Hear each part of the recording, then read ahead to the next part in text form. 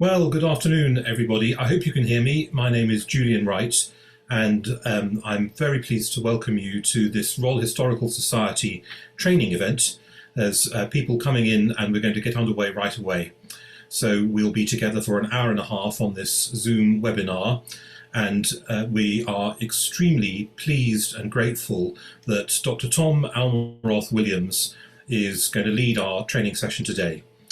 The topic of the training session is Your Research and the Media, an Introduction and Guide for Historians. And Tom works currently at Cambridge University as Communications Manager for Arts and Humanities Research, but he's got very wide experience beyond Cambridge of developing people's research in its relationship with the media as historians try and communicate with the wider public.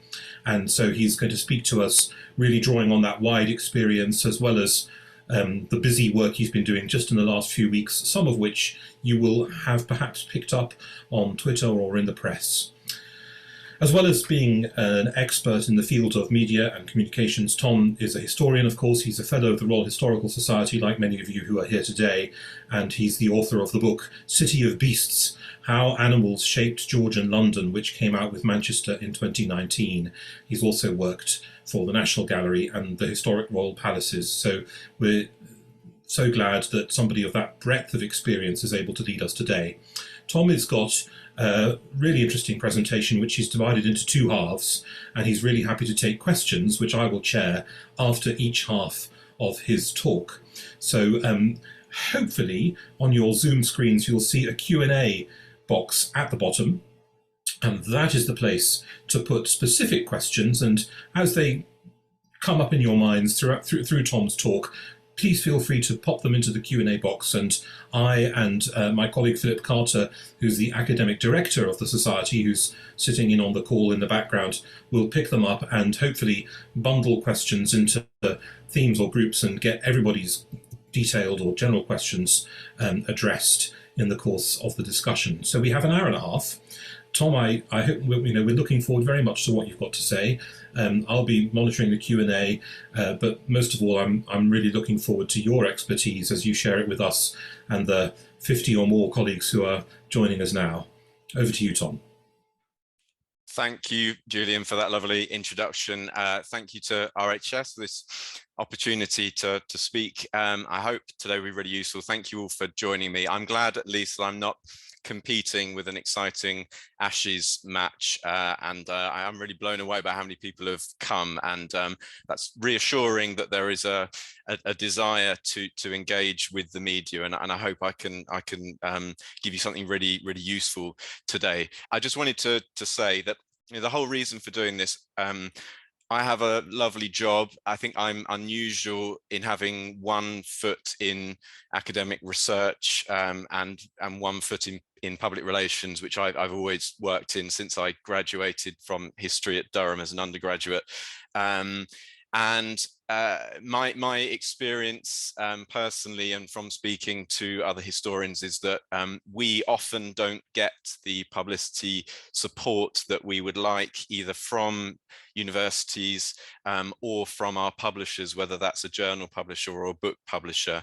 And Cambridge, it's important to be upfront on this, I think is unusual in employing someone specifically and ring fencing that person's time to publicize arts and humanities research full time. So I hope this, this talk is keeping that in mind. And I just really want to, in a really practical way, share my trade secrets, my tips to improve your chances of, one, getting help from your institution, or failing that, successfully going it alone, which I believe can be done.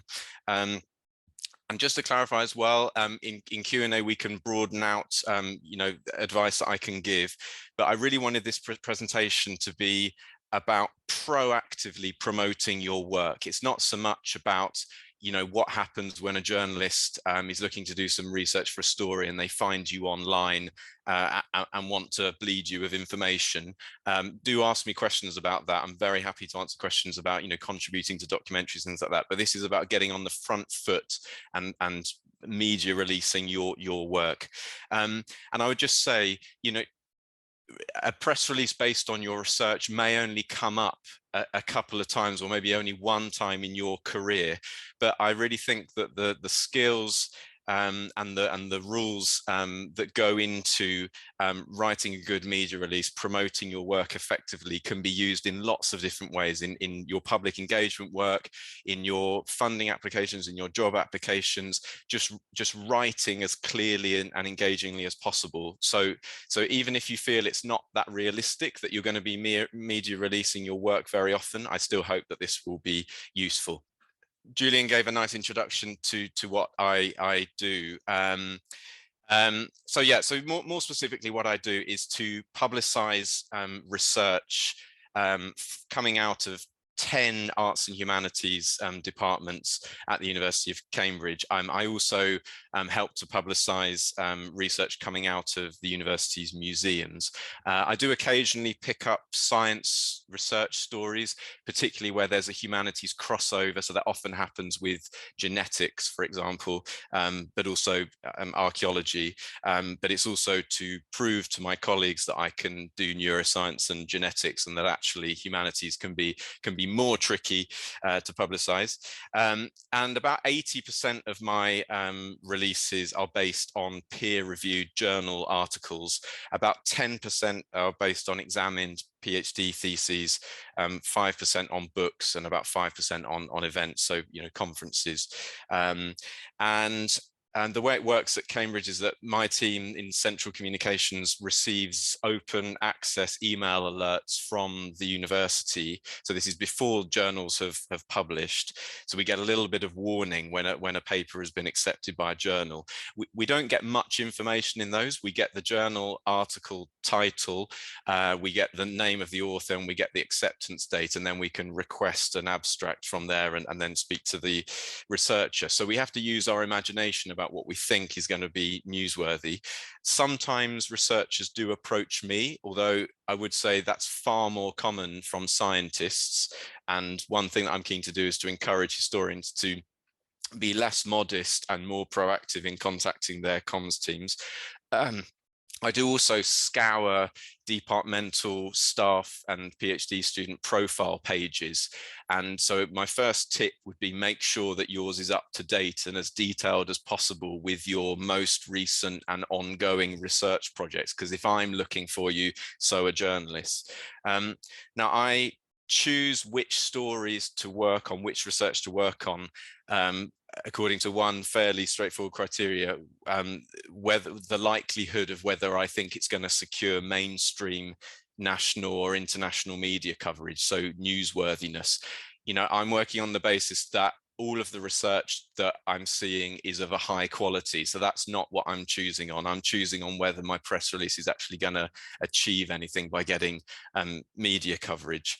I don't pitch stories exclusively to specialist or local media outlets. So I would not write a press release just to send to Cambridge News or just to send to History Today. If I got coverage in those, I'd be very happy, but I'm aiming for more. And I rarely pitch to book review editors. My key contacts are news journalists. And my aim is, as I say, to secure media coverage with most, if not all, of my releases, which doesn't always happen, but that's the aim. And all of my media releases end up on the University of Cambridge homepage eventually. So not getting media coverage doesn't always mean failure. I had a really interesting World War I story about the US government and military deliberately sexually teasing its troops in the lead up to World War I. And that story went viral thanks to Reddit without any media coverage. It got 100,000 unique views on our website. So that went down as a big success. My biggest stories so far have included this story about the Sanskrit discovery by one of Cambridge's PhD students. And this one even more recently, which hopefully you saw in the news. So this actually came from our genetics department, but involved a musicologist, and there was some archival research involved as well. And it really, I think it performed well, much more as a humanities story than it did as a scientific story, really. And this was one of the university's biggest ever stories. It got 2,000 pieces of media coverage around the world. And yesterday you may have seen the facial reconstruction story of the Trumpington Cross burial woman, or the Anglo-Saxon teen VIP, as I pitched it in. So that was really fun to work on as well. So, you know, humanities stories can perform extremely well, and I'm not sure that's always known, you know, well enough in the HE sector. So how do we go about achieving this? So now we move on to the really kind of practical stuff. So the first question to ask yourself, do I have a story?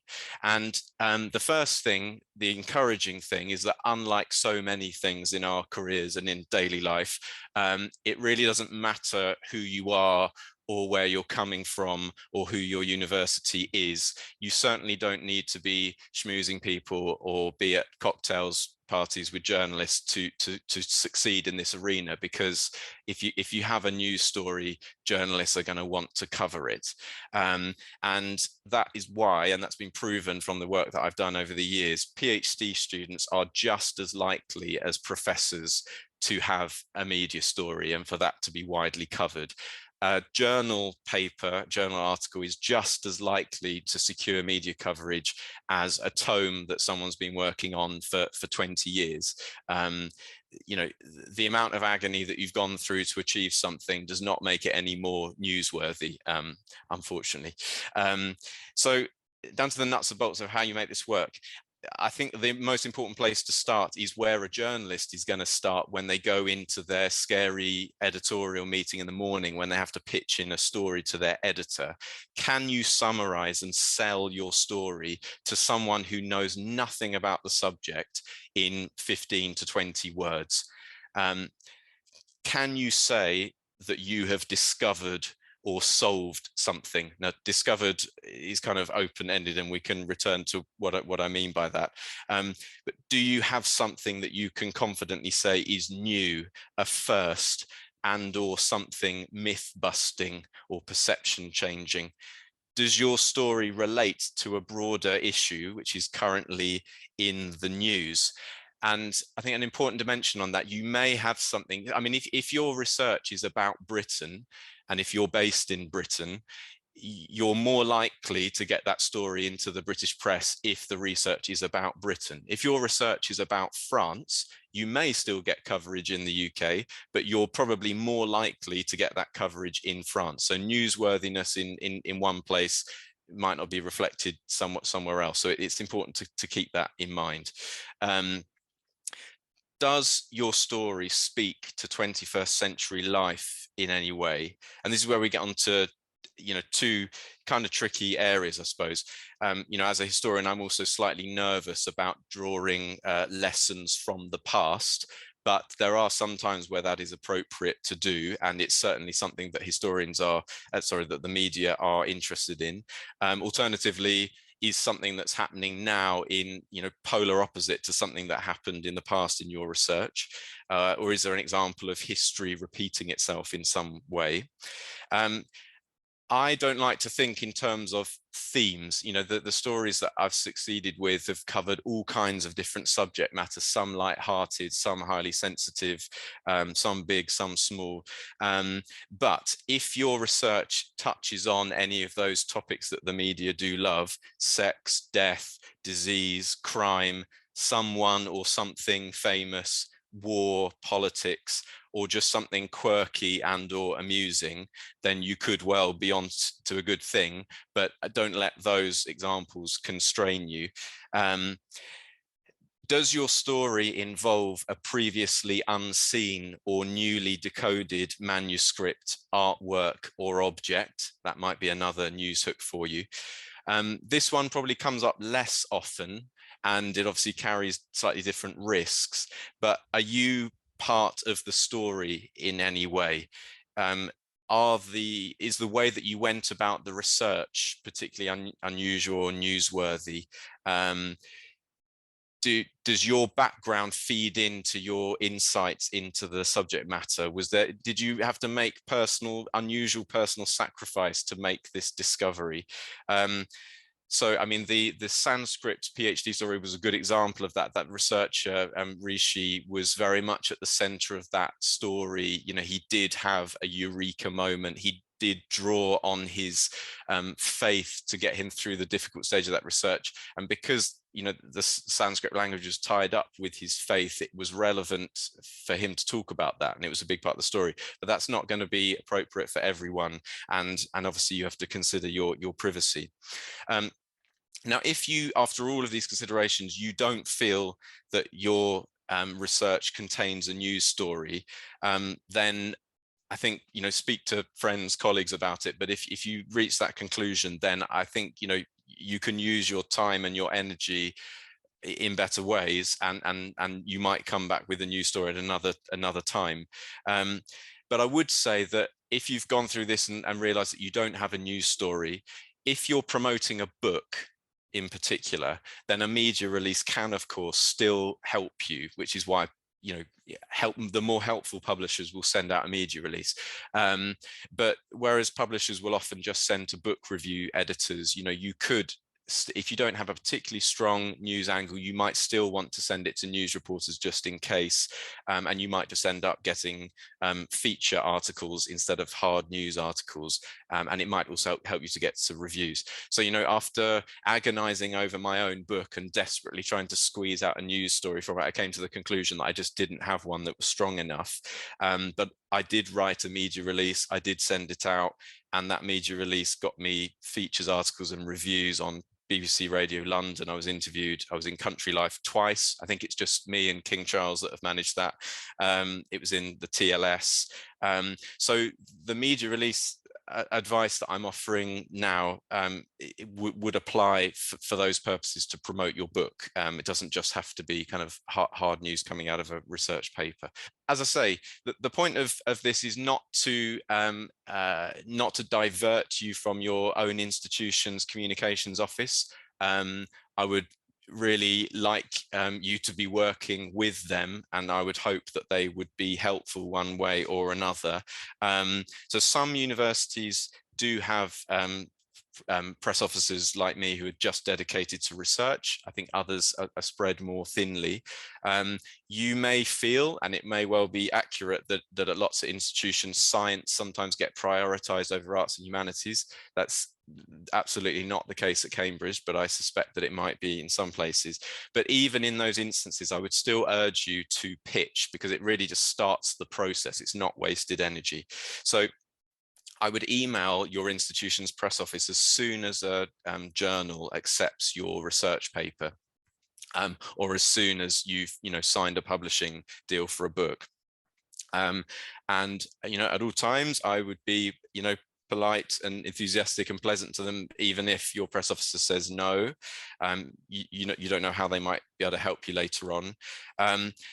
And really, the rules for approaching your university comms team is the same as when you're approaching a journalist. You need to grab their attention with that email subject line. So for your comms colleagues, I would say start your email with potential media story Henry VIII secretly ... So get straight into the point.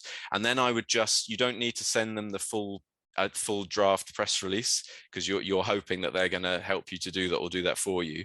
So just pitch your story in under 150 words, starting with those killer 15 to 20 words sort of headline.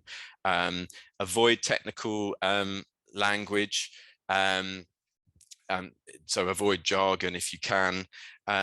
Tell the press officer which journal has accepted your article, when they accepted it, and roughly when you think it will be published, crucially, first online. Press officers don't work to the print publication. We're interested in the online first publication date. You might not know that date. Journals are not often that helpful with that. But if you've got any indication, that's great, and that's helpful. Now, if the press office declines to help you, that's just another point to be honest with yourself. Are they right? do you really have a news story?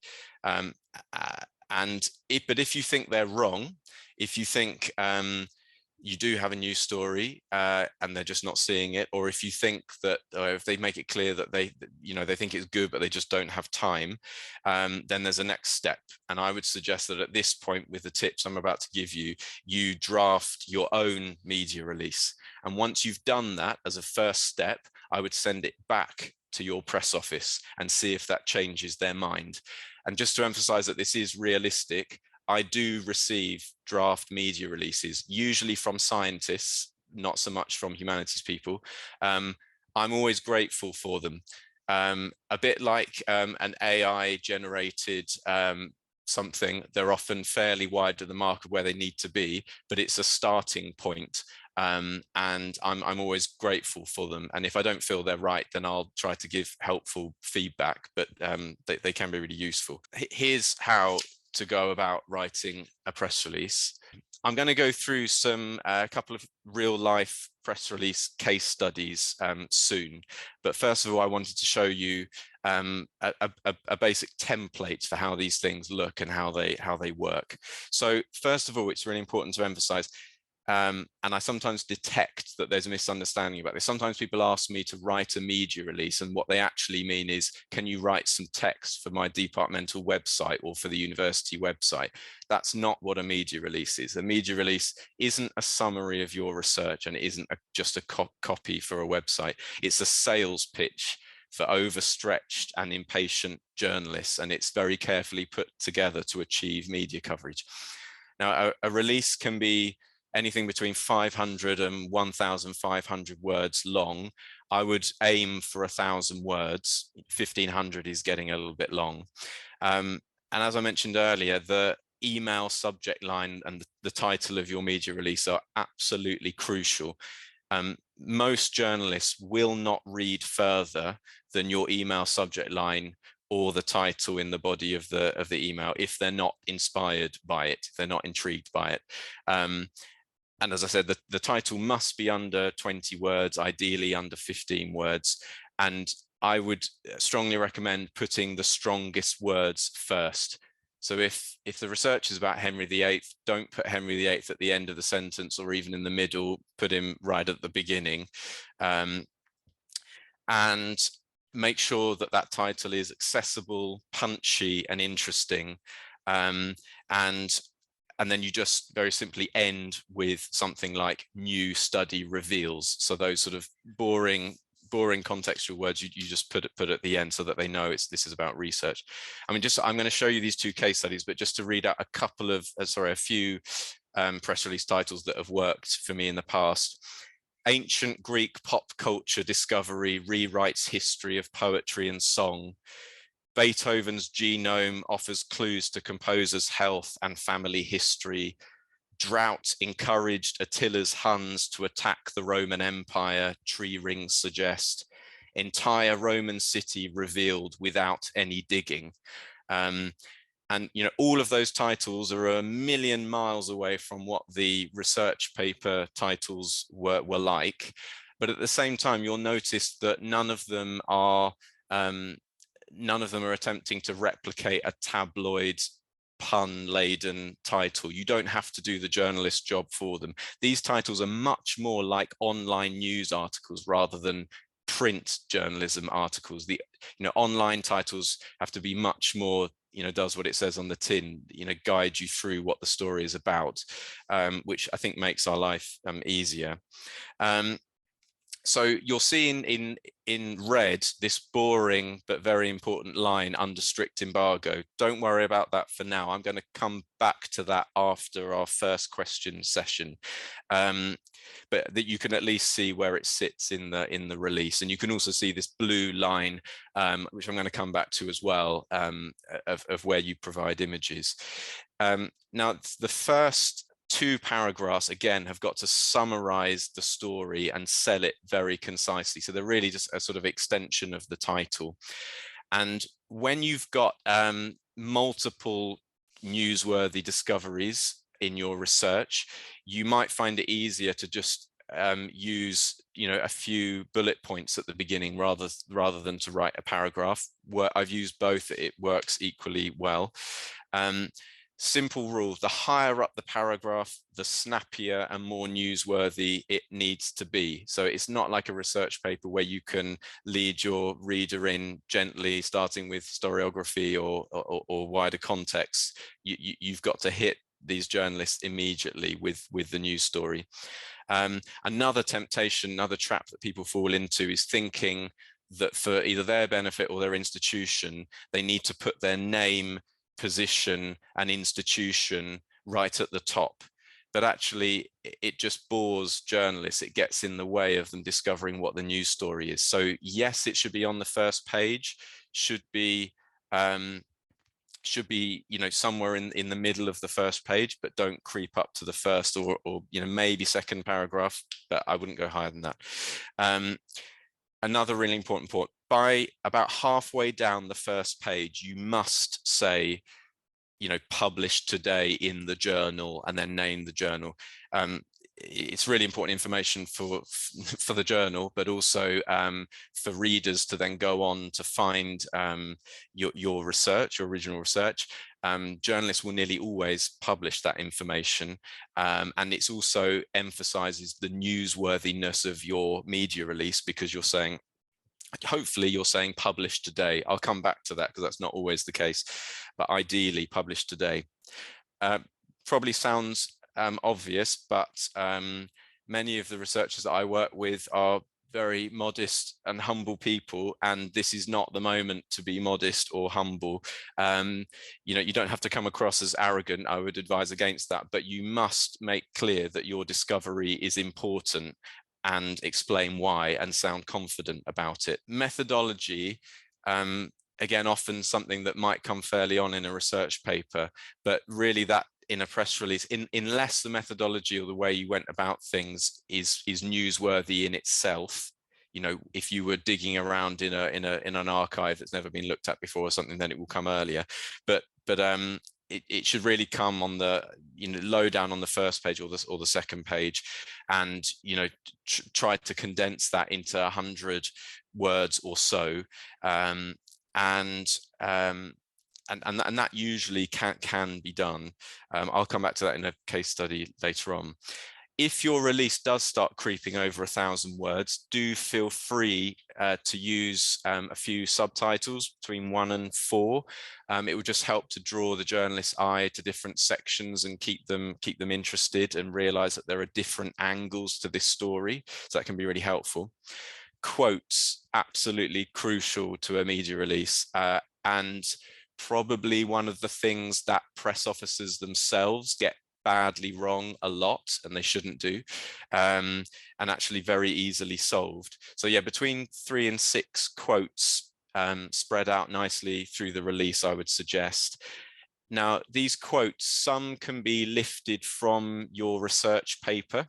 They shouldn't ever be longer than maybe 3 or 4 lines each, but usually if you're going to use those quotes effectively, they need to be boiled down a little bit. Jargon needs to be removed. Sentences maybe need to be shortened.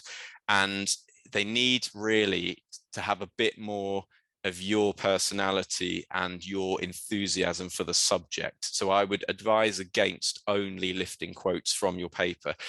Now, when I write a media release, I always interview the researcher, and I'll be recording their answers, and I'll be asking them questions as if I was a journalist, and I'll be provoking them. I'll be pretending to be a devil's advocate. I'll do some charming questions, some encouraging ones, and then some tricky ones. Why should anyone care? Like, this is really interesting for you, but why should my readers care?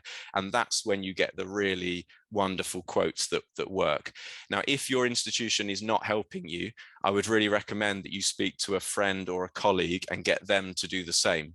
Just ask them to ask you 5 questions, and then you answer them in a more conversational way, and then you listen back to the recording of what you said, and you'll discover that this will bring your media release and your research to life in a completely different way. So just a few stylistic tips, but I'm going to come back to these with the case studies.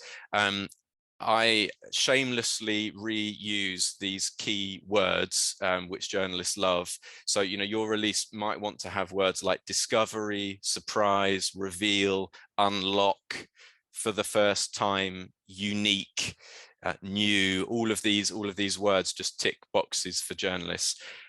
Just to repeat again, avoid jargon. Every jargon word, every technical word is an obstacle to a journalist.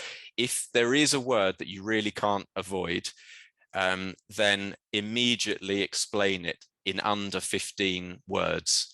And that way you're helping the journalist to, that they might then use the word if they have to, or your explanation might help them, but it saves them time and they're short on time. If possible, so an important point to remember, a media release can contain content above and beyond what is in your research paper. It must not misrepresent what is in your research paper, but you can add small bits of extra information. So here's an example of that. When you're addressing your fellow academics, may not need to explain certain things. You may not need to name the famous king who was around at the time, because of course the people reading your article will already have that in the back of their mind, but the readers of The Sun or The Guardian may not do. So even if you're not naming a famous medieval king or a famous burial site in your research paper, you should mention it in your media release if it is relevant to your research. And there's an example of that. I did a media release where the title was Anglo-Saxon kings were mostly veggie, but peasants treated them to huge barbecues, which did very well.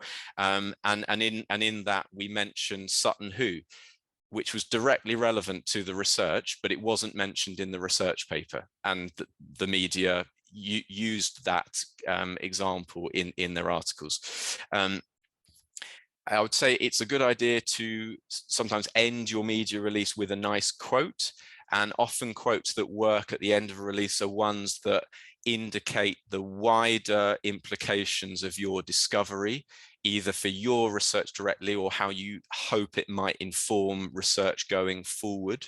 If you're aware of a related research project coming up, you might want to mention that. That needs to be very, very brief, but it's just to emphasize the importance of what you've achieved. And then you must reference your article at the end of the release, and you should ask for the DOI from the journal. I'll come back to that later on, but do include that. And you should include a media contact, which can either be you or it can be the press officer at your institution. You might not want to give your phone number in case journalists use that later on for for reasons that you might not want them to, but you provide an email for sure. Okay, great. Right, now we're going to move on to the case studies. Two very different case studies. This one clearly sensitive, and the next one more light-hearted. And this one got a smaller amount of media coverage, but was still a great outcome. The second one, more media coverage. Ella Sbaraini, this was an unusual one in the sense that Ella is the only PhD student that I've ever worked with who managed to get two amazing media hits from, I think, her first two journal articles. The first one she achieved without any help from a press officer and without any help from a media release. And that's a pretty unusual situation. This actually happened because Ella just tweeted that she just had her first research article published. It was spotted by an eagle-eyed journalist at the Times. He ran the story, and then it spread to other papers, and I think was even discussed on Loose Women by the end of the week. But for this second journal article that we're seeing here, when Ella did so well with that first coverage, I approached her and said, I'm really interested, well done, I'm really interested in your research, and maybe next time I can help you. And she came back to me with this one, and I think partly came back to me because the subject matter was much more sensitive, and just to make sure everything went smoothly. In a second, I'm going to show you just some extracts from the release, not the whole thing, and I've highlighted some key words from it. So here are some extracts from the release. I've stripped out the embargo information and the image kind of information. So as I said, very sensitive topic, and actually in preparing the press release I went straight to the Samaritans website, where they have a very helpful set of guidelines intended really for the media, to make sure that the media report suicide in a sensitive way that is not going to harm the mental health of readers. So we followed that advice in preparing the media release, and hence you can see, this is a very safe title. It's not aggressively media hungry. We decided not to even mention suicide in the title, and to focus in on the trials of growing old, which were contributing to high rates of suicide as the focus. In doing so, by removing the focus on suicide, we perhaps risked making the media release less newsworthy. So we then explored other ways to make it more newsworthy, and that was to emphasize the relevance of the research for the 21st century, and I will come back to that. But you see, among these highlighted words, we've got the kind of these newsworthy keywords: revealed, new, published today, brings to light. I've highlighted shows because the research is showing something which is perception changing or assumption busting. And this 21st century relevance, worth keeping in mind, this press release went out in August 2021, when Britain was very much in the grip of COVID-19, and when the crisis in care homes was still very, very severe. So we kept that in mind. And it's important to emphasize that in the research paper itself, Ella did not refer explicitly to lessons from history or relevance to the 21st century, but it was there. All the information was there in the research paper, and when we had our discussions, we worked out which quotes could be appropriately included and which links could be drawn. So the Ella's quotes, you can see this history reminds us how important it is, quote. They reinforce this relevance. You can see in the bottom right that there's a case study, and this is where the release had to be really careful and sensitive, because in the research paper itself could go a bit further in terms of the detail and that it provided about how these individuals died. I was following the Samaritans guidelines for media reporting, so I restricted that information even more. But as I said earlier, you need to have quotes from primary sources, or you need to have context and color from the period. So obviously we had to include some human case studies. This media release did end up in one significant piece of coverage. I think it deserved more, but at this period it was very difficult to get humanities research into the media, because there was just so much focus on COVID-19. So even with the link that we had drawn to the pandemic, we didn't get lots of media coverage, but what we did get was very high quality, highly sensitive, and it was reported by a very experienced journalist who did an amazing job with it. So I think Ella was very pleased with it. I was very pleased with it, and it was a good outcome. So bosses in comms departments and vice chancellors, etc., might be super keen in loads of coverage and quantity and etc. But the quality of what we get is crucial as well, and this was a pleasing result. So here's a very different one, more light-hearted, lots more media coverage. You may have seen this in the news fairly recently. So this came from the more conventional route of an alert from our open access team. The researcher, James Wade, didn't intend to get in contact with me. He didn't instantly come to him that he had a media story here. As you can see, the article title and abstract are interesting, but they don't scream media hit. They were just enough to intrigue me and investigate further. So I asked James to read the accepted paper. It became more interesting to me. I then interviewed James and then drafted the release based on the paper and our conversation. Because here is the opening of that media release. Sorry, there are lots of words here, and it's a bit disorientating with all the red. But again, here are some key words highlighted. And again, what I've done here is immediately flag the most newsworthy findings. With this release, I definitely could have used bullet points. I considered it. There were so many different layers of discoveries in here. Bullet points could have worked really, really well, but hopefully you can see that those first 2 paragraphs cover a lot of ground concisely. And you can see those my overused keywords: discovered, unprecedented, shed new light on, until now, extremely rare. And earlier I made the point about discovery. What is a discovery? Well, in this case, it was, and it often is, it was a discovery of something hiding in plain sight. You know, you don't have to discover something in a manuscript that has never been looked at before. This particular manuscript has been studied plenty of times before over the last 50 or more years, and even the relevant sections of this manuscript have been published before. But before James, no scholar had identified what he did. So he made a discovery of something that was really there for someone else to discover, but they didn't. Don't worry about shying away from the fun and the quirky. I completely appreciate that when it's your research, it's deadly serious.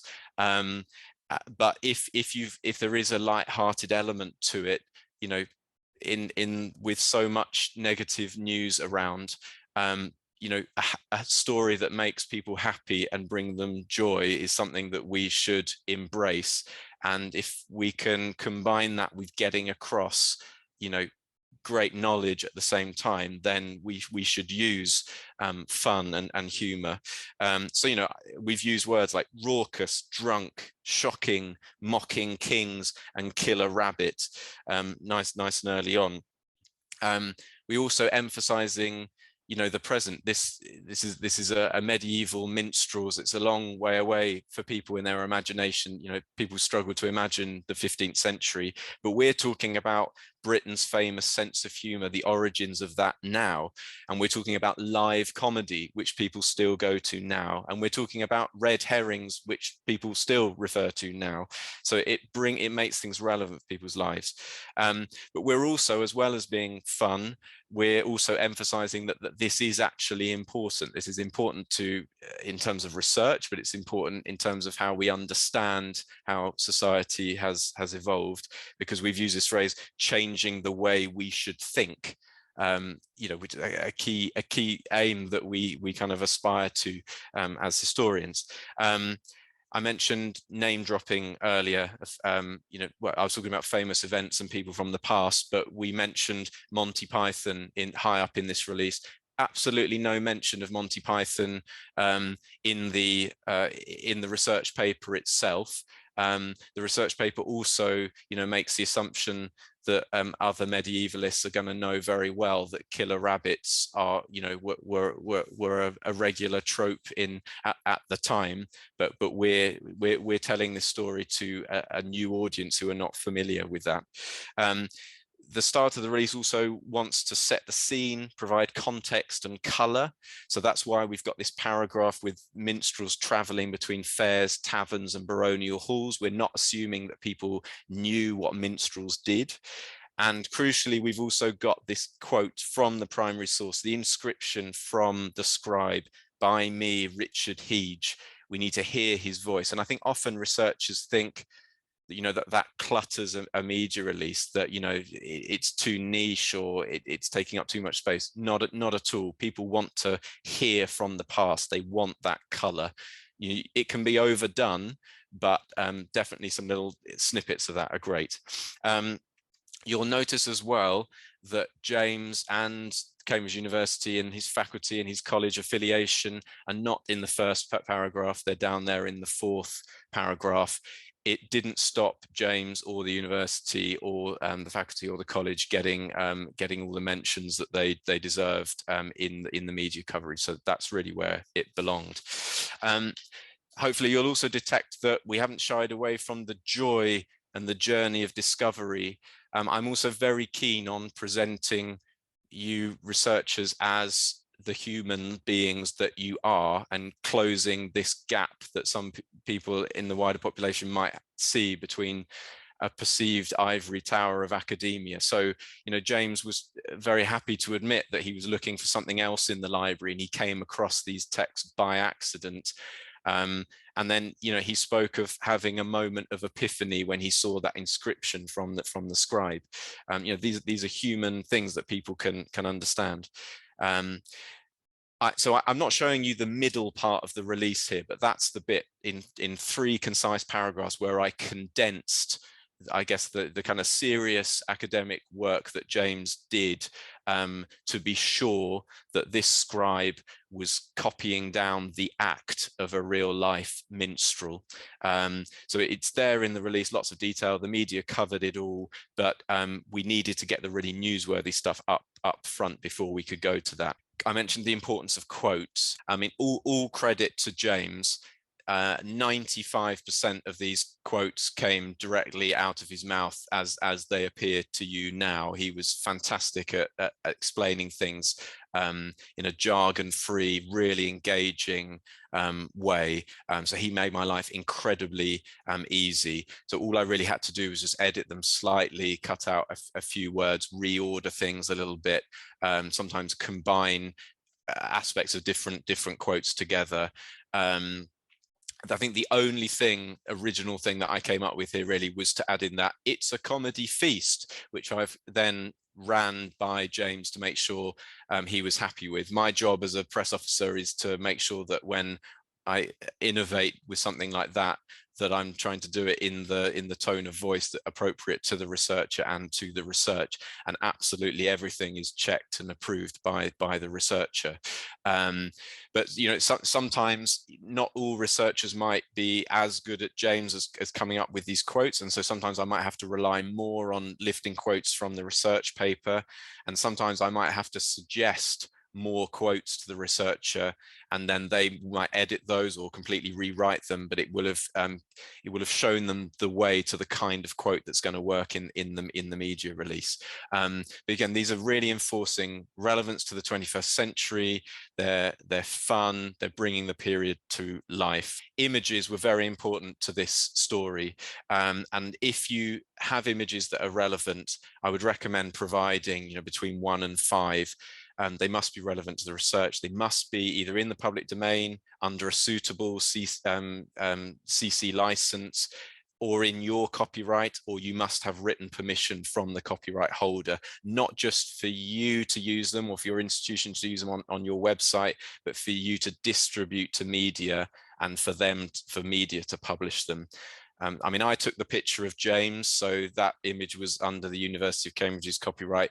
National Library of Scotland, this was a digitized manuscript under a CC license, so I could have just used an image, but I contacted NLS and they very kindly gave me a higher resolution images to make them more useful to media. And then the Bodleian Library image, I didn't actually send to media. It was under a CC license, but I didn't want journalists to get confused and think that this image was from the same manuscript as the NLS one. So we just used it on Cambridge's website. And if I had wanted to send it to media, I would have contacted the Bodleian Library to ask for special permission to do that in case it wasn't covered under the CC license. So images should be visually appealing and high quality, at least 1 megabyte, 300 DPI JPEG. They can be of manuscripts, museum objects, of you doing archive work or out in the field. They could be of relevant historical reenactments. The crucial thing is have those image files ready with short captions and credit lines in the file name or in a accompanying Word document, and put those images in a Dropbox or Google Drive and provide that URL in your media release, under the first paragraph. And you should also put the proofs of your accepted journal article in that same Dropbox or Google Drive. Your journal will permit that. That's a completely typical part of the process to get media coverage. And these assets helped this story to get 600 pieces of media coverage, one of the biggest stories in the last few years for Cambridge. Time for questions, I think. Tom, thank you ever so much. It's been very detailed, very practical, and I expect people have been making notes furiously. I've got two questions that are really very broad, and then two that are very specific, and I'm going to take them in those two little bunches. So the very specific ones are just about timing, and there's a question which is it worthwhile doing this work for a piece that came out actually quite a while ago? And then the second question is, I've got something that is coming out now, but is part of a much longer term project.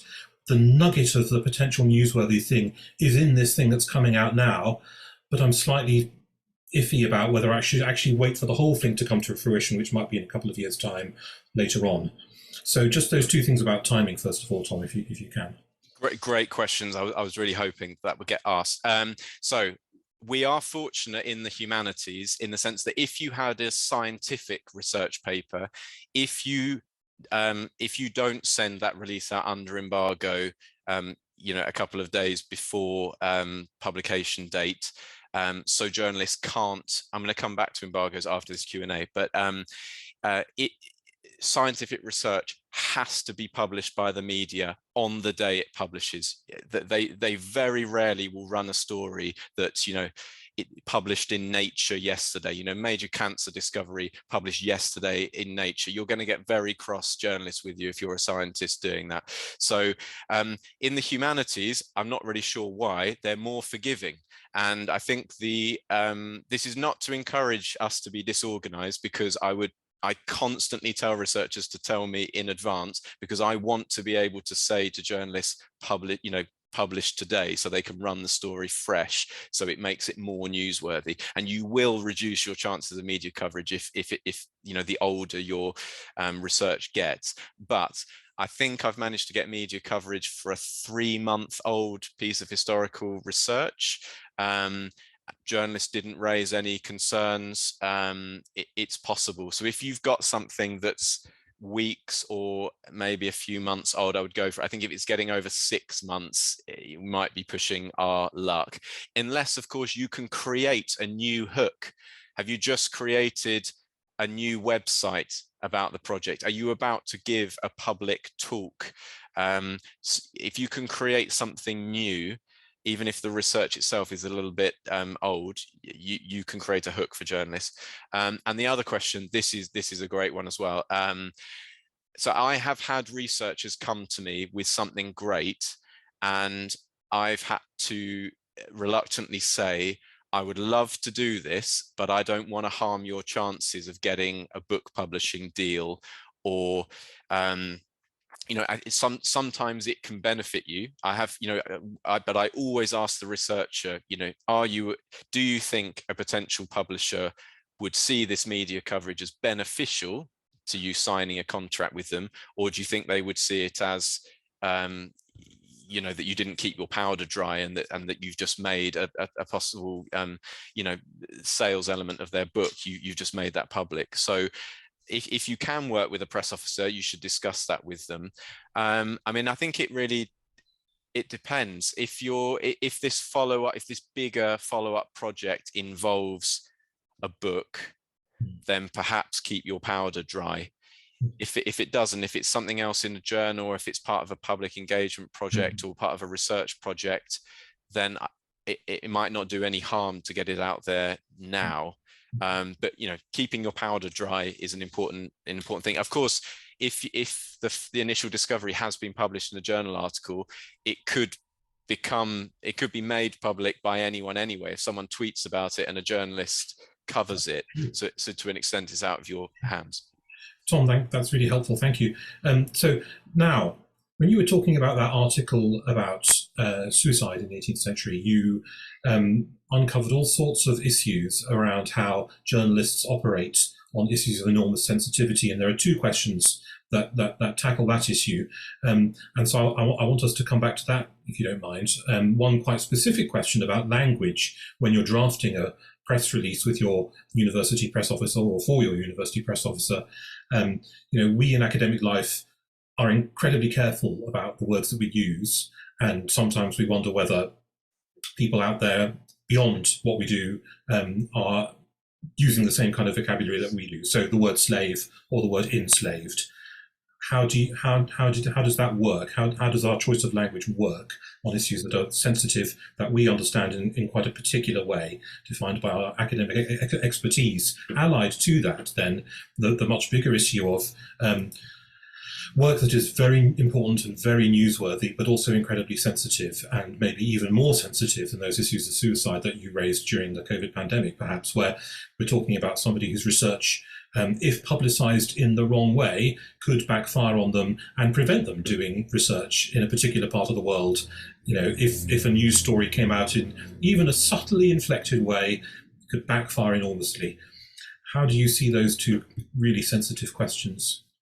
Yeah, really important. I mean, this is why, if possible, if you can work with a press officer at your institution, this is where the value added should come. And I think the relationship between a good press officer and a researcher is one of the best relationships that either party is going to have in HE, because it's two worlds colliding, two different types of language and priorities and deadlines and pace combining, and the to and fro, and there is always to and fro on the editing and approving of a press release, is really important. So if you are doing it by yourself, and if your institution is not going to help you, then use trusted friends and colleagues. You might have journalist friends or fellow academics who've had media coverage in the past. Use them to bounce things off of.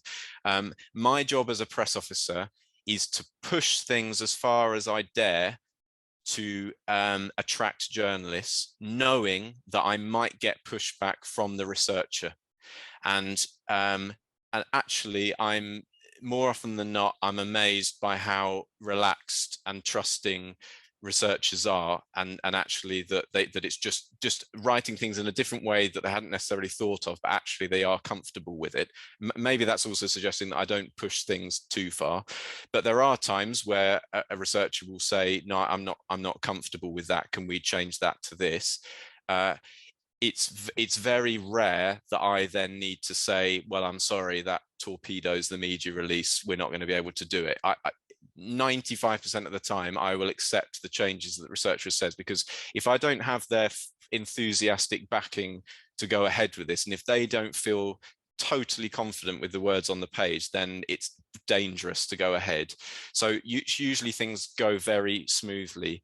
But as depending on the nature of the research, the tone of the press release needs to reflect that. So if we're talking about slavery or suicide or mental health, or the more recent, I suppose, the history, if there's a sensitive element, the less bold, the less risky I'll go with the title and with everything else. So Anglo-Saxon, I was slightly tongue-in-cheek with the Anglo-Saxon feasting and the use of the word veggie, vegetarian, and flexitarian probably would have been more appropriate for that. Researchers were happy to go ahead. One researcher told me that one supervisor wouldn't speak to them again, but the other one would think it was hilarious. But that was a more light-hearted subject. There was absolutely no way I was going there with the suicide release. So I think it really depends on the subject matter and having those conversations until everyone is comfortable. But I would rather lose media coverage or get no media coverage than provoke a media storm by being insensitive or misrepresenting research in any way. And I will also advise researchers that sometimes a media release isn't right for this research. I'll say to them, it'll get media coverage, but are you prepared to have 3 days of very hostile questions from certain sections of the media. And some researchers will say, bring it on. That's the whole point of what I do. And others will say, actually, I could do without this. This is not productive. Let's leave it. Yeah, absolutely. A couple more questions. A couple of people have asked about contacting journalists or agents directly. The first part of your talk was about you, the historian, working with press officers in your institution, and every university has at least one press officer, even if they might not be specialised in working with humanities scholars. So I guess you're going to tell us a bit more in the next part of the talk about when you have to go it alone. But just very quickly, a couple of short questions. We had a specific question which I'll read out, quite a focused one. I've uncovered the identity of the author of an 18th century herbal that is probably more popular today than it was 300 years ago. My discovery is included in a book coming out soon. How far can I anticipate how well known or not my subject might be? Is that something that you have to take to your sounding board, your press officer, to have that conversation? I mean, it's great to have that conversation with the press officer if you can. I mean, I think speaking to friends and relatives who don't know much about your subject and going for these tips of trying to summarize things with no jargon and see if you get a "ooh, interesting" kind of reaction from people, and see if that is a genuine reaction.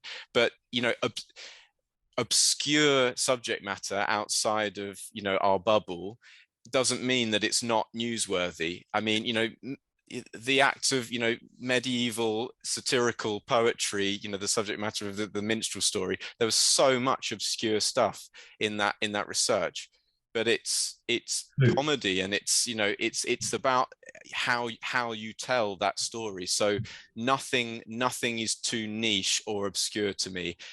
Newsworthiness is something else, and it's quite difficult to define, but there is no such thing as an unnewsworthy field or subject area. That there's a nugget in everything, I think. Try it out on your mum or your cat or your 18-year-old son in my case, and then they'll tell you. Very quickly, last one. You were very explicit. Lots and lots of what you're promoting has come through journal articles, not books. Why is that? Yeah, it's a good question. I mean, partly it's about resourcing. I have limited time, and reading, an entire book takes up much more time. But also, a press release about an entire book works for a book review editor, but I'm after news coverage. So even if when I do cover books, my media release might be focusing in on 3 pages in that book, one angle that makes it particularly newsworthy, and I'm just not really sure why, but it just doesn't feel the way. I think the way that books are written are often not put together in a way that's particularly conducive. That's not that's not the case across the board, and I will always consider books and would like to work on them more often. One did come across my emails the other day that I would have gone for, but that's the other reason. Not all publishers will publicize, but if you're publishing with one of the book publishers, they should be press releasing it themselves, and it's a waste of resources for me to double up on that. Whereas as a researcher, you're not going to get any support from a journal publisher. You're completely reliant on yourself or on your university to help you out. So PhD thesis as well as an absolute gold mine of stories, I would just add. And there was an interesting features about a book about a very famous Second World War air hero, book reminding us that this was not a very nice person, even though he's very famous, and lots of debate in different parts of the centre-right and right-wing media about it. But that's, as you said earlier, it goes to the features page, that kind of discussion, a little bit less than the news page. Right, there was another question. We'll take it after the next part of your talk, Tom. Thank you very much for those super answers, and we look forward to seeing what you've got to say next. Great, thank you. just to reassure you, this should just be a 15-minute section, and it's much more the logistics of things, and hopefully we'll answer some of your questions. So to go back to the embargo, I'm sure you'll all know what embargo means, but perhaps not necessarily in terms of how it works in terms of a media release. So embargoes, very simply, make media releases much more appealing to journalists. Firstly, because it gives them some time to prepare, and although they work fast, they still appreciate some time to prepare. But crucially, it also pretty much guarantees that they are not going to publish after one of their rivals and then get shouted at by their editor for being late to the party. So in terms of how it works, embargoes enable you to send out your media release 1 to 4 days, perhaps more, in advance of when the media can publish. And the media are going to publish when your journal publishes. In some instances, humanities journals, bless them, are not quite that efficient. And it may be that they will agree to an embargo for first thing in the morning on a day, and they don't actually get round to publishing the actual journal article for 3, 4, 5, 6 hours later that day. But they're usually very relaxed about that. And I'll come back to those conversations in a minute. But you're giving journalists 3, 4 days, or even 1 day can be enough to see your release, to think, oh, that looks interesting, for them to put it in their diary, for them to start planning, start drafting, arrange an interview with you before they actually publish. It's really valuable. So if you can set one up, please try to. So how to set up an embargo. When a journal accepts your research paper, tell them then that you and your university intend to press release it. If you haven't worked all this out, at the point of acceptance, you can do it, a couple of weeks later, but try not to leave it too long. So start thinking about the newsworthiness of your paper as early as possible, and tell the journal not only do you want to press release it, but that you also want to set an embargo, and that you also want to be told the DOI, that DOI number, at least 3 working days before the journal publishes online, because you're going to have to include it in your media release before you send it out. And you can see here the format of that embargo line, again, just to remind you of what it looks like. So you need to mark that embargo under your release title. Journalists need to see it very quickly so that they respect it. And you're saying under strict embargo until, and the time ideally that you want to negotiate with your journal, I'm going to talk in terms of the UK here, but 1 minute past midnight, so 00 -01 AM UK time, and then on the date. If you're looking for British media coverage in particular, that's the time you want. And so obviously, and we tend to then put the US Eastern time equivalent on our releases as well. If you're prioritizing US media coverage, you might want to pick a start of day embargo time in the US. But for us, the UK media coverage for the University of Cambridge is the one that we're most prioritizing. And of course, journalists want that because they want to say published today, right at the start of the day. So as soon as their readers wake up, there's the brand new story when the embargo's just lifted. Some journals will not they won't offer to change embargo times. Humanities journals usually do. Science ones don't. So science ones will often have, for example, Nature has a 4 p.m. UK embargo time. Is a horrible embargo for us. It's a more horrible embargo for journalists to deal with. But in Humanities, we actually have some flexibility to negotiate with journals to get that optimum embargo time. Now, in at least 50% of cases, humanities journals are not as helpful as I'm suggesting, and they will make warm words about the fact that you're doing a press release, and they will promise several times that they will happily set an embargo for you. And then for some reason in the production process, there's a breakdown in communication at their end, and they will publish without warning. They won't even tell you in advance, let alone me.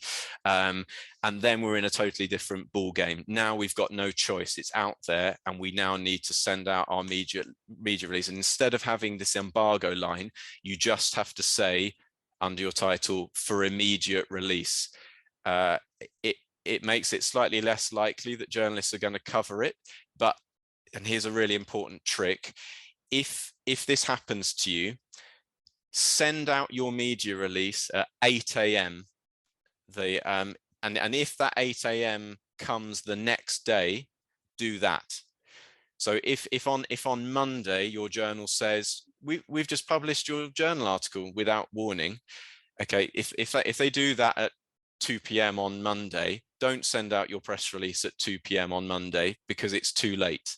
Wait until 8 a.m. the next day, and then even though the story is a day old, you've got much better chance of getting media coverage, because no journalist is going to start work on a story like this. If it was a development in the Ukraine war, they might drop everything and start from scratch at 2 p.m. They're not going to do that for one of our stories. So wait a day and send out at 8 a.m.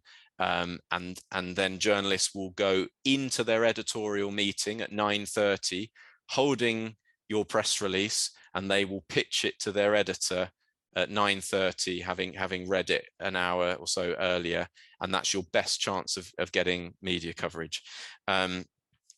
So as I said, if you do set an embargo, aim to send out your release sort of 1 to 4 days in advance. I love sending out my releases 4 working days in advance.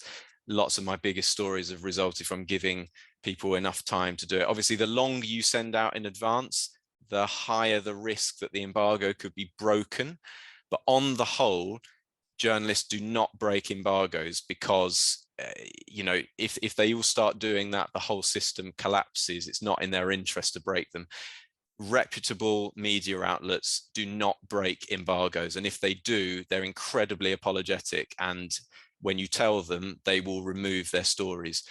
On my Beethoven story, that was the only nightmare I've had with broken embargoes.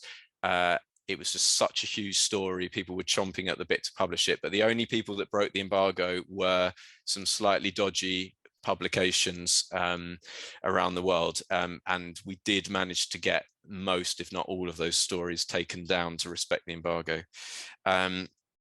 So you are most likely, we're going to come on to interviews now, you're most likely to be contacted by journalists and interviewed by journalists 1 to 2 days before your embargo lifts, and then you're going to get follow-up inquiries. If it's a big story, you'll get some follow-up inquiries on the day that the embargo lifts as well, particularly from broadcast, who, radio are often a bit late to the party. They often wait to see whether the newspapers think something is newsworthy, and then they'll jump in. Ideally, you don't want to be answering media inquiries on the day that you're giving your once in a lifetime keynote lecture, or when you've got a job interview or something like that. So when you're negotiating with the journal your embargo, if you have some nightmare days in your diary, you can politely say to the journal, is there any way that we could avoid these days? They might say no, but often they will accept to avoid certain days. You need to have your focus. So we'll come on to interviews soon, but it's fair to say that if you have a big story, it's a great experience, but it's also intense. So you don't want it landing on a day when you've got other intense things going on. So this is crucial. Obviously, you've got your media release. You're happy with it, with or without support from your institution. But now you've actually got to send it out there. So how do you do that? So ideally, of course, you want your university to send it out. And there are 2 ways that they should be doing that if you've got their support. Firstly, by uploading it to Eureka Alert. Many people might not be familiar with that. Scientists tend to be more familiar with it. So this is run by, this is a website, it's a kind of a live database of media releases run by AAAS in the US. I suppose in the past it's been thought of as being more for science research, but the vast majority of my humanities research papers go up there because they offer tags for things like anthropology or social sciences or social studies or migration, or mental health, or there are so many tags that you can accurately apply to humanities research that I don't get media releases rejected by Eureka. They all go out on there. And the reason why Eureka is amazing is because almost every major media outlet in the world is subscribed to it and they're getting alerts from it. And if you can get on there, you will get media coverage from cities around the world you didn't even know existed. So it is amazing if you can get there. A university press office should also at the same time be emailing out the press release to their contact list. So that's all well and good, but if you don't have their support, it's not game over. With humanities stories in particular, I don't think that huge email lists are necessary. If you don't get support from your institution, you can find many major news desk email address. So, Daily Telegraph news desk, Guardian news desk, BBC planning desk. A lot of these are available for free online. It just takes a bit of time to go searching for them. But also nowadays, so many journalists actually put their email address on their Twitter profile because they want to make it accessible for people to bring them stories. So you can find those contacts. And if you end up with a contact list of 30 people, a mix of, news desks and individual journalists, that's pretty good. And often for humanities stories, my email list won't be more than 60, 70 people. So another option, even if your institution is not being helpful in terms of sending out the release or they didn't help to write it, once you have got a media release, if you send it to them and say that you're struggling to find a few contacts, if you approach me with that, and providing I didn't think that your release was going to cause reputational damage to you or the institution, I would help you to identify, the key missing contacts that you need. I can't say that all press officers would do that, but I think that would be fair enough to do that. But you might, it will take more time, but draw on the knowledge of friends that work in the media, do some online research, and you can get to a list that will get your release out there. I've already spoken about the 8 a.m. send out. In terms of how you send the press release out, really easy. Do not preface your email to journalists. Don't preface your press release with a greeting. You don't need to provide an introduction. You don't need to write an extra pitch. You don't need to tell them that they're your favorite journalist and you love the story they did last week. I mean, some press officers are into all this schmoozing and lots of personal relationships and stuff. In research communications, fortunately, that doesn't feel necessary. This is not corporate, this is not brand communications. So fortunately, you just send them your press release and let them make of it what they will, which I think takes the pressure off you. And to go back to it, you do not need to know journalists. You do not need to be meeting journalists for this to succeed. If you've got a media story, they should cover it. Okay, answering inquiries just very quickly. You can expect to receive inquiries by email from journalists from about 10:30 the day before the story publishes. Depending on when you send out the release. Most newspaper interviews will be finished by about 3 p.m. because they're going to need to file their story in time for deadline. Journalists nearly always want to speak to you on the phone. They do not want to get into a Q&A with you over email. partly because your answers will be drier by email, but also because it just takes longer. And that can be a bit stressful for researchers to speak on the phone, but that's how it is. So you're going to want to set up a phone call or a video call at a mutually convenient time. But if they've got in contact with you, they're going to want that interview fairly soon, in the next hour, really. Interviews are quick. They're usually done in 10 to 15 minutes. And they're usually pretty painless. I'll come on to that in a second. But if you're getting 5 or more interviews within a 3-hour window, that is going to feel intense. And James Wade on the Medieval Comedy Story did an amazing job of interviews, and he gave dozens and dozens of interviews. And I think it was a huge rush, but he was also amazed at how intense and exhausting it was. So he felt good about it afterwards, but it was full on. So you need to have time and energy to do it. What's the point of these interviews? And to clarify, these are interviews for print and online coverage. I'm very happy to take questions about radio and TV interviews, but I'm just going to focus on this for now. A lot of these things are very, very similar for broadcast as well.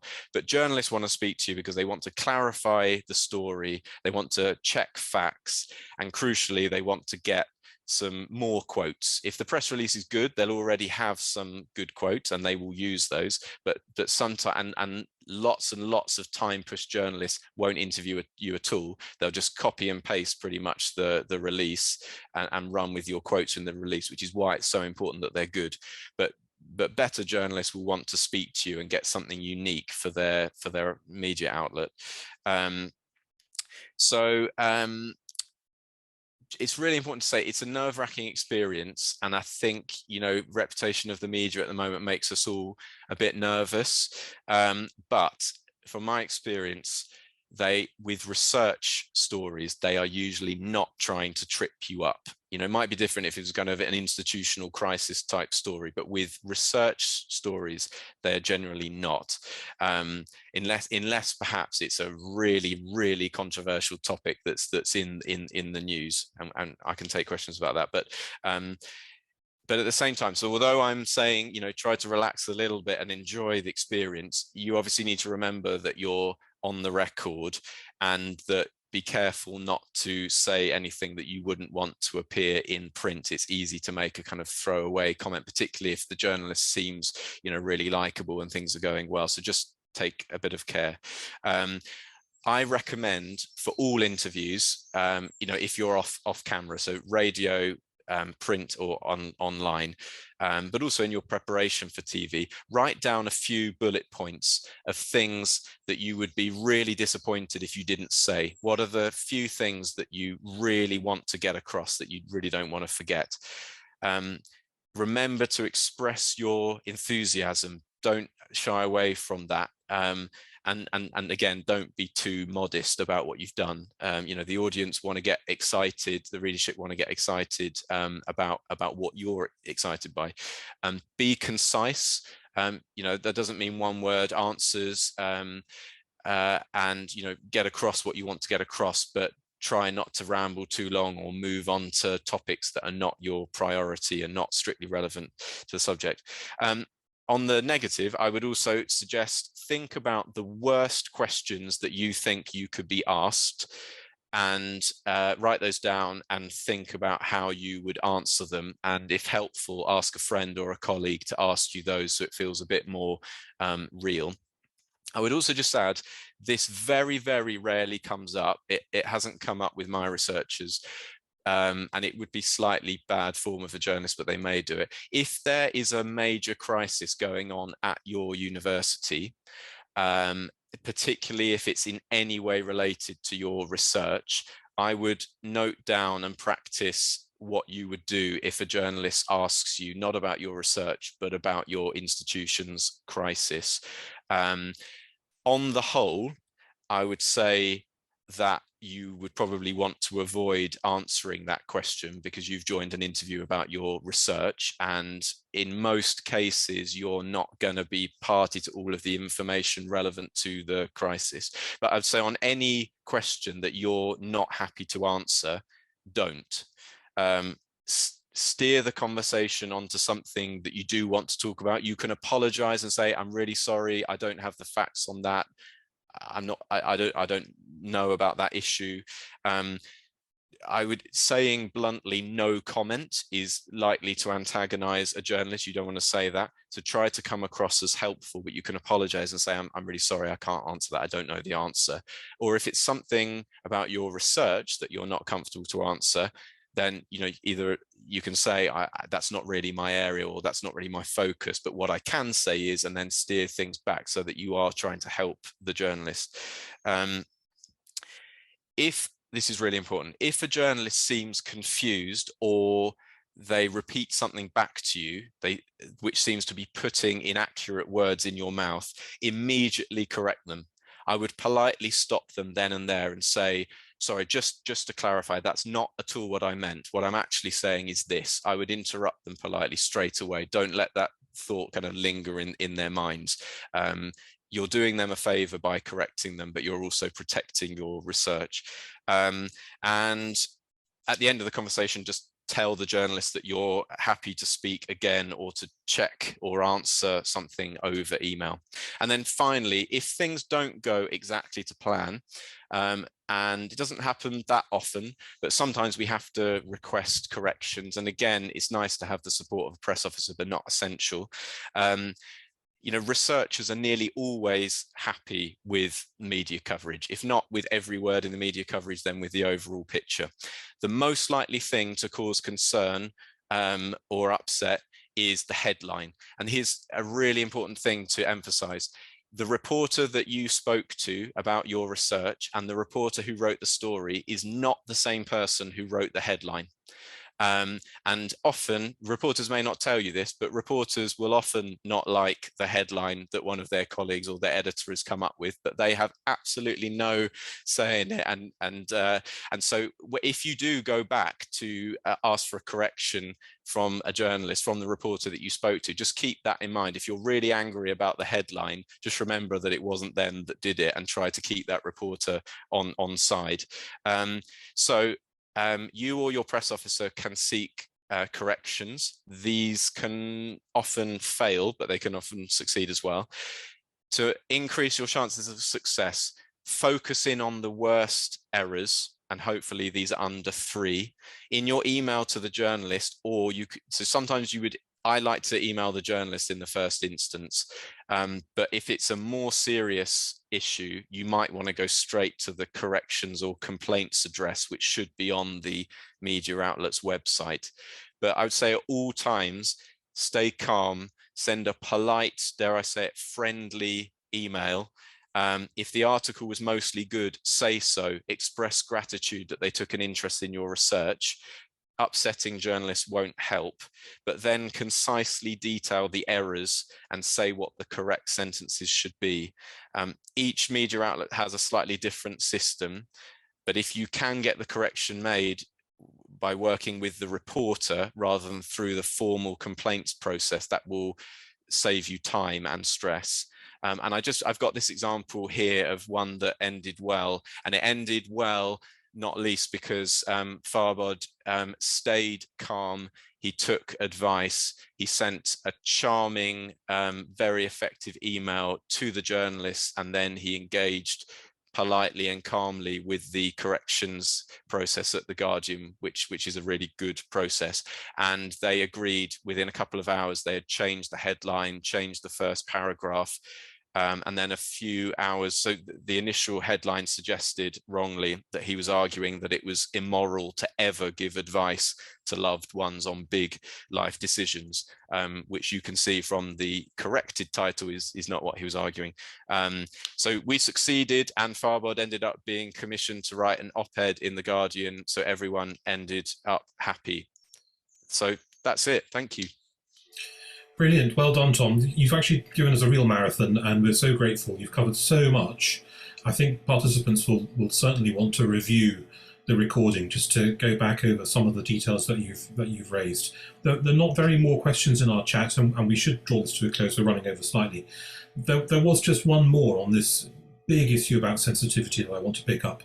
If you're writing about a sensitive subject related to an occupation or, I guess, an institution e.g. the Metropolitan Police, how much preparation should you undertake to assess that institution's response to your research? Would you undertake? I suppose that's not unconnected to that big question we had about working, on a colonial state where you are in danger of not being able to work there ever again if the story goes wrong. Yeah, that's a great question, and it probably comes up slightly less. I have a colleague who works on social sciences, and he often ends up working, with the Met Police. And on the whole, there may be exceptions, but on the whole, I think it's wise to tell press offices at institutions relevant to your research. So I had a sort of non-controversial, it was slightly controversial, but it was mostly positive for the modern institution. But it was about this institution when it was founded in the 1960s. And I notified them, a few months in advance of sending the press release out. They were very supportive. They provided images. So at the same time, I suppose the more controversial your topic, if it's potentially reputational harmful, you might find that institution, once you've notified them, starts to, look to present obstacles to you. They may ask for changes to the media release. They may, if it's really controversial, they may ask you politely or not so politely not to send it out. In the worst case scenario, I suppose they could threaten legal action. But I suppose in those instances, it would be better to know about those things in advance. There may well be instances where asking for forgiveness is better than asking for permission. And if the whole point of your research is to hold institutions to account, and that that they will try to block you in an immoral, unprofessional way, then you may feel that you should go ahead without them. But journalists work to a sort of right of reply principle, and I think it's sort of ethical in lots of instances to do that too. I think that's very much a case-by-case scenario. Brilliant. Very, very last one, and this is a super quick one. If you are going solo, you're writing the email yourself. You talked about getting the press release into the email with no soft soap at the top. Do you just put it in the body of the email, or do you send it as an attachment? The press release in the body of the email, and in fact, that's an important point. I never attach anything.